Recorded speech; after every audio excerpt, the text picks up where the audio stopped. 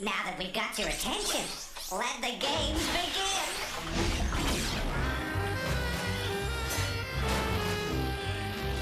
Game cartridges assembling. Greetings. Game loading. Mind your fingers.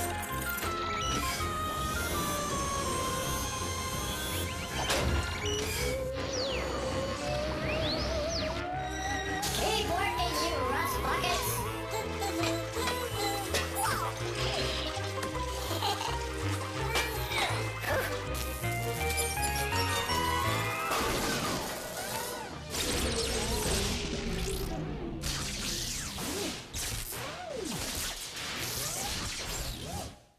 Uh-oh.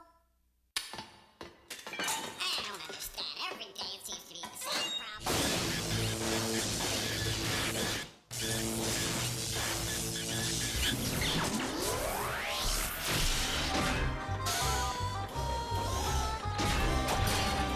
First game up, Radio Scramble.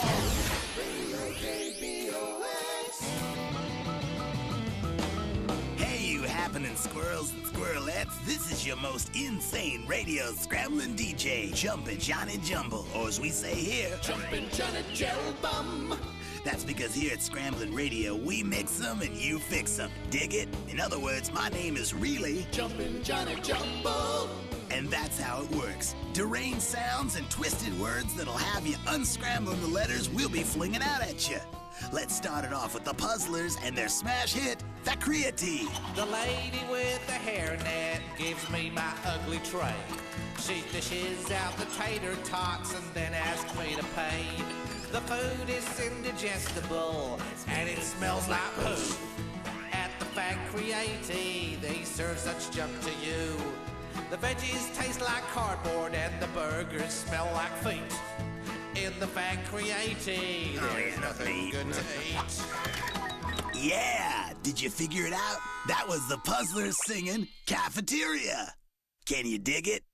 And now it's time for Captain Copter and the traffic. Well, Johnny, we got a real mess out here on the 405 as a truckload of Slammer tipped over tying up traffic for miles.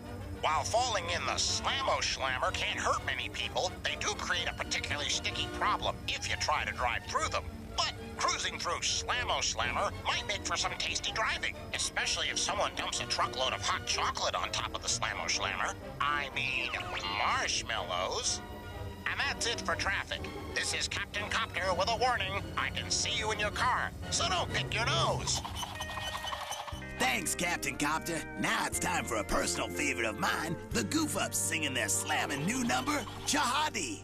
It's hard for me to think my brother and his stupid crowd are down in the basement playing music way too loud. I got a jihadi pounding my brain, a jihadi driving me insane, a jihadi I just can't see with this jihadi. All right, those were the Goof Ups bouncing back with their smash new hit. Did you get it? Headache!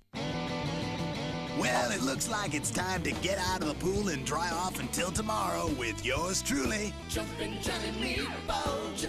That's Jumbo.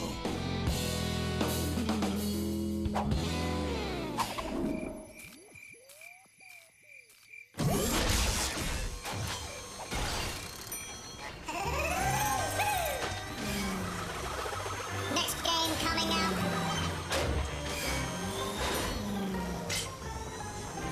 Game cartridge loading.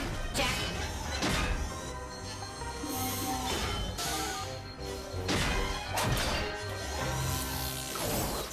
Ugh, revolting slob.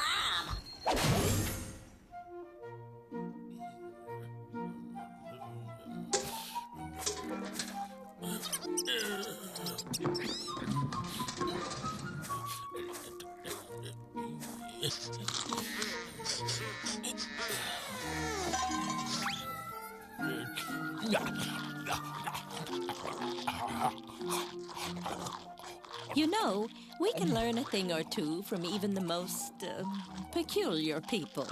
Observe. Hello, revolting slob. I'd like to teach the viewers a few new words. My goodness, are you eating packing material? Let's take a closer look. What? You are. You're eating styrofoam. Tastes good. Now, audience, please don't try this at home. Okay, is what the revolting slob eating A, indiscernible, B, indigestible, or C, indistinguishable? The answer is B, indigestible, meaning impossible to digest or tough on the tummy. Well, revolting slob, perhaps you should put those away. They're not good for you. Yes, they are. I don't think so. Now, the revolting slob thinks styrofoam is good for you. Is he A, inaccurate, B, incapable, or C, inspirational?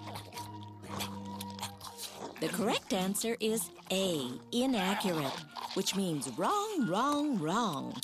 Those styrofoam pieces are terribly bad for you. More! Really, revolting slob, you've got to believe me. Those things are nasty. No, they're not. No. Yes? They're not. You're so insistent. Audience, when the revolting slob gets like this, is he being A, adequate, B, adamant, or C, atomized? Bless you. The correct answer is adamant, which means stubborn as a mule. No! I rest my case.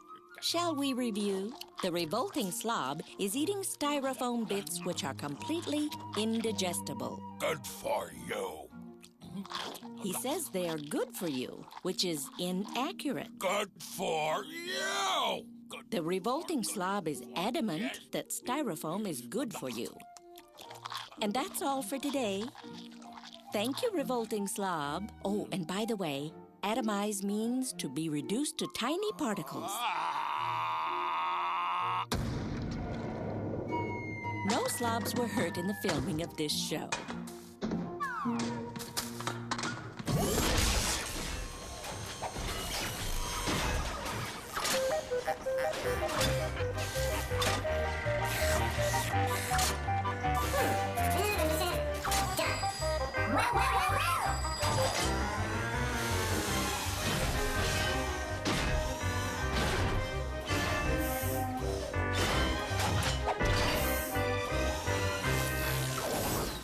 Poop or scoop? Ladies and gentlemen, hey, I'm talking here. That's better. All right, it's time once again to play Poop or Scoop. Can you tell the straight scoop true from the animal poop false? Test your knowledge of the animal kingdom by separating fact from fiction. Let's start simple. Okay, Poop or Scoop. You can smell a skunk spray from a mile away. Do you believe that? If you think you can smell a skunk from a mile away, go Scoop. If you smell a rat, go Poop. And the answer is, it's the straight scoop. When threatened, the skunk can squirt its stinky spray more than 15 feet, but the smell travels for a mile in every direction. Okay, here comes the next one. You've heard of flying fish and flying squirrels, but what about flying snakes? Poop or Scoop? Some snakes can fly. If you think that's the truth, go Scoop. If not, go Poop. But close the door first. And the answer is the straight scoop. Flying snakes climb trees and launch themselves into the air in search of food. Once airborne, the snakes flatten out their bodies and make a rapid series of S shapes to get as much lift as possible. Remember, gang, you gotta spin it to win it. So, Poop or Scoop? A rat's teeth grow 5 inches a year. If you think that's the tooth and nothing but the tooth, vote Scoop. If not, vote Poop. Guess what, gang? It's the straight scope. Rats' teeth grow all the time, about 5 inches a year. But rats wear them down just as fast by gnawing on things. That's why their teeth don't look like they grow at all. Get ready for another one. Poop or scope. Ostriches really do bury their heads in the sand. If you agree, vote scope. If you disagree, vote poop. Do ostriches really bury their heads in the sand? Not easy, is it? The answer is animal poop. Yes, sirree, pure poop. When ostriches sense danger, they tuck in their heads and necks, raise their tails, and fluff out their feathers. It makes them look like bushes on tall stems, so it gives the impression that they've buried their heads in the ground. Well, kids, that's all we got for you today. If you got only one right, you're a party pooper. 2, and you're a pooper scooper. 3 makes you a super pooper scooper. If you got all 4 questions, you're what else? A super duper pooper scooper. I'm telling you, you can't get this kind of entertainment just anywhere. So please, join us again next time for Poop or Scoop.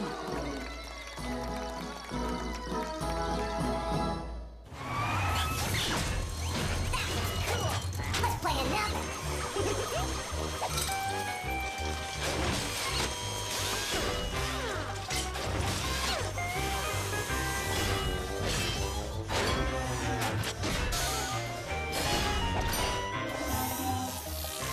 Next game on the way. Dirty Pictures.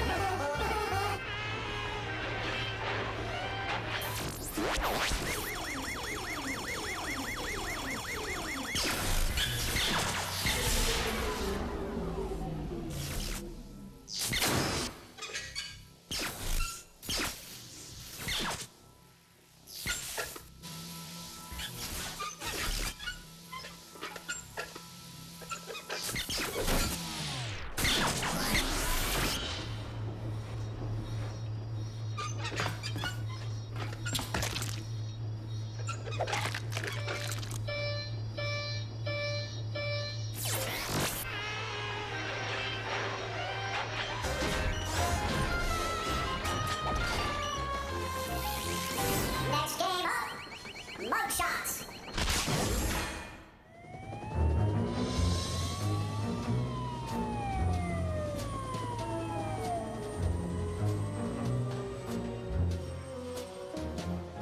My name's Verity. I bust bad guys. You want to help? Come on in. We got 4 suspects pinned down. 3 of them are guilty. Listen to their stories and spot the mistakes. The ones that lie did the crime. Today we're interviewing the notorious Gang of Four about a bank heist in Detroit yesterday. Remember, only one of these mugs is telling the truth. The other three are lying. First up, Sleepy Eyes McGee. You've got the wrong guy, Verity. I wasn't even in Detroit yesterday. I took the family to Utah to see the Grand Canyon. What do you think? Is the Grand Canyon in Utah? Let's move on to Checkers LaRue. I'm innocent. I'm innocent, I tell you. I was out last night at a concert with my wife. We were listening to that fetchy tune there by Mozart. You know how it goes. Bum, bum, bum, bum. It's my favorite. That's a better piece than the one Checkers wears on his head. But did Mozart write that tune? Next, it's Billy Crimp's turn to sing. Like I told the cop that arrested me, I was at home watching this nature show on cable. It was about these penguins in Antarctica. Go ahead, ask me anything about penguins. Penguins in Antarctica, huh? Finally, there's Mickey O'Grady, a.k.a. Mickey the Goat.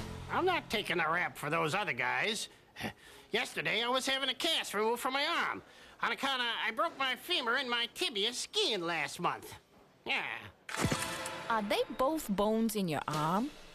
Well, just like I figured, each criminal all but confessed. Did you spot the mistakes? I took the family to Utah to see the Grand Canyon. McGee's gonna have plenty of time to work on his geography where he's going. The Grand Canyon's not in Utah, it's in Arizona. That tune by Mozart, you know. Bum, bum, bum, bum. LaRue's never been to the symphony in his life, and he certainly wasn't there yesterday. Mozart didn't write that tune. It's the Fifth Symphony by Beethoven. I was having a cast removed from my arm. On account of I broke my femur and my tibia. The only thing Mickey broke was the law. The femur and the tibia are bones you find in the leg, not in the arm. I was at home watching a nature show about these penguins in Antarctica. The Antarctic's a good place to find penguins. Crimp's right, and it proves his innocence. That guy sure knows his penguins. Let's hope he uses that knowledge for good instead of evil. If not, you can bet I'll know about it.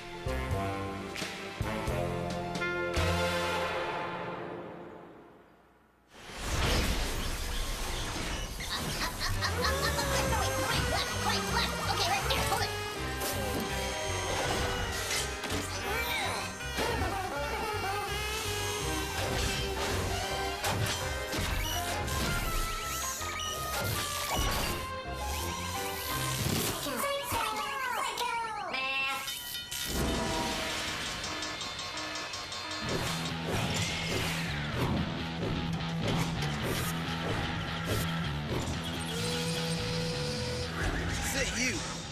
You fool!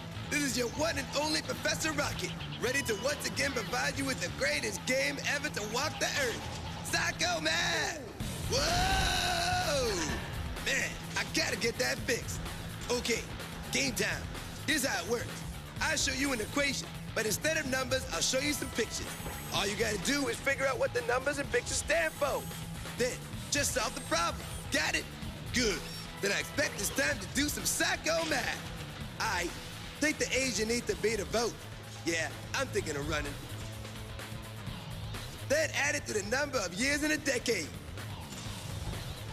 I've always been a 20s type of guy myself. Then divide it by the number of pints in a quart. Got milk? Or a milkshake. Got the answer? Let me take you through it. Takes the voting age of 18. Add it to 10 years in a decade. Then divide it by the 2 pints in a quart. And the answer is 14. 14. Now, that's what I call doing the math. The psycho math, that is. Next up, take the number of years in a century. Put on some clothes, Methuselah. Plus the number Roman numeral V stands for. You think the Romans didn't know that V is a letter? Now, just subtract the number of frames in a game of bowling. Got the answer? Need some more time? Forget it! we got 100 years in a century, plus the 5 the Roman numeral B stands for, and then subtract the 10 frames in a game of bowling, and what you get is 95. 95. A great year for math. That number's so good, it scares me. You ready to do a lot more? Well, too bad, because this is the last one. Take the noon hour. I'm getting hungry. Now subtract the number of sides in an isosceles triangle. Next, subtract the number of zeros in a million. Got the answer? Let's go, let's go, let's go! I got a lunch date. Noon is 12 o'clock. Minus the 3 sides of an isosceles triangle, or any other triangle for that matter. Minus the 6, count them, 6 zeros in a million, equals 3, a cinch. Good job. That's all the time we have for today. But don't be surprised if someday, some way, when you're least expected, someone walks up to you and says, "Smile, it's time for Psycho Math." Haha, Professor Rocket's out.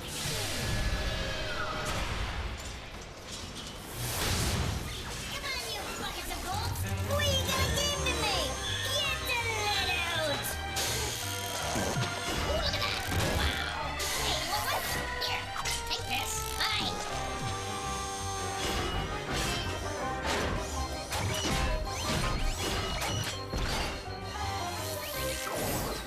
Skip pad.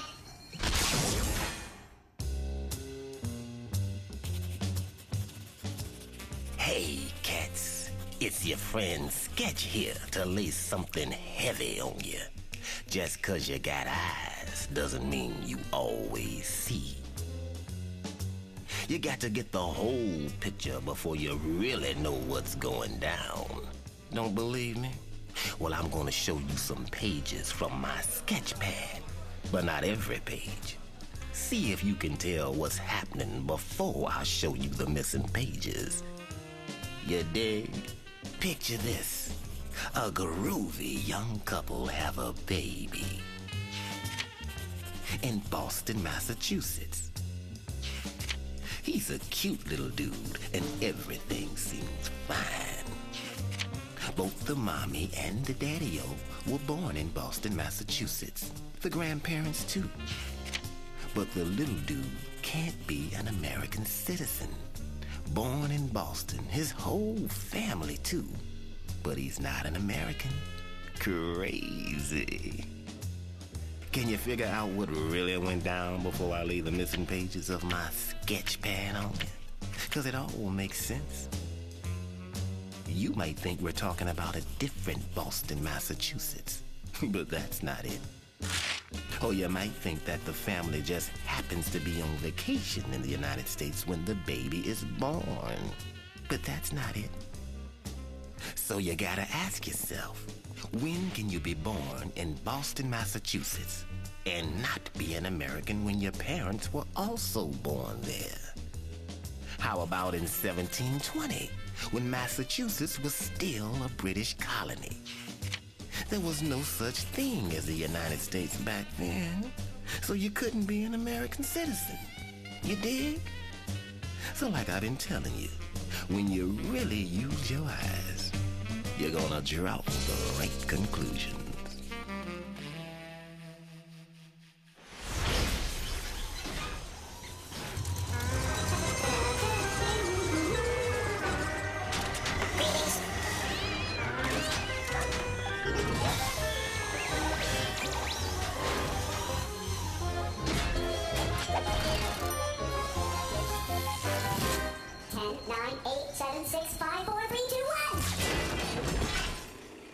It's time to play 10 Seconds, where you've got to read between the lines and think up the answers before time runs out. So now you know how to play. You're on your own. You got 10 seconds.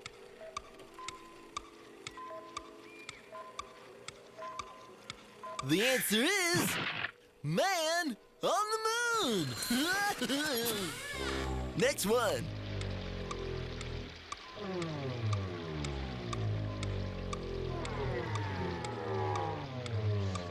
Did you get it? Waterfall! What's next?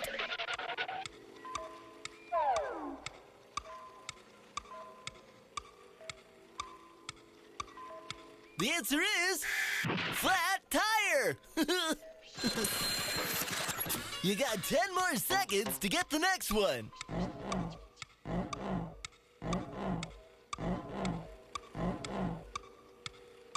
Did you get it? Good afternoon! Well, that's it for now, so keep your feet on the ground and your head in the clouds until it's once more time to play 10 seconds!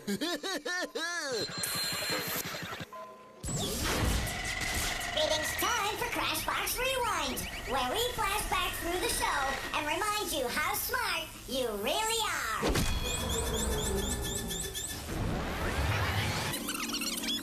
Takes the voting age of 18.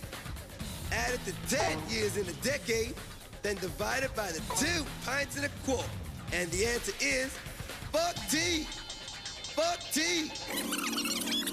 I was at home watching a nature show about these penguins in Antarctica.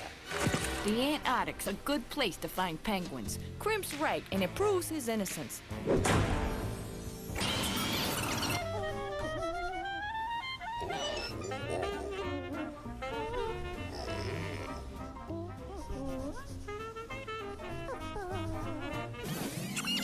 Flying snakes climb trees and launch themselves into the air in search of food. Once airborne, the snakes flatten out their bodies and make a rapid series of S-shapes to get as much lift as possible. The revolting slob is adamant that styrofoam is good for you. Well, that's it for now. See you next